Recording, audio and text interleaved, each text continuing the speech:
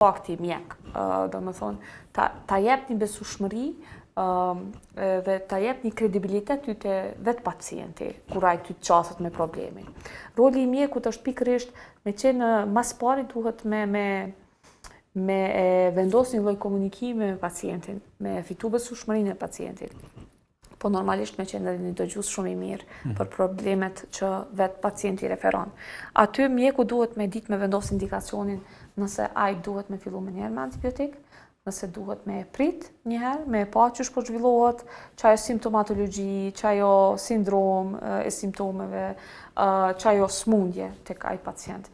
Po kur flasim për indikacione duhet edhe me pas ku me unë përshtet, domethënë.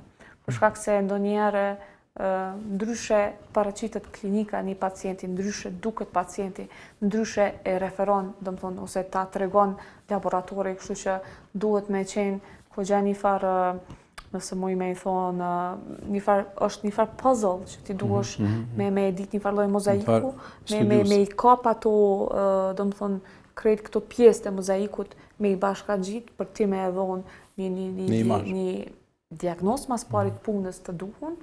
Nuk po thom diagnozë përfundimtare, gjithmonë po nisem me diagnozat të punës, po normalisht edhe një indikacion tash kur vjen te antibiotiku që nëse duhet me u përdor apo jo.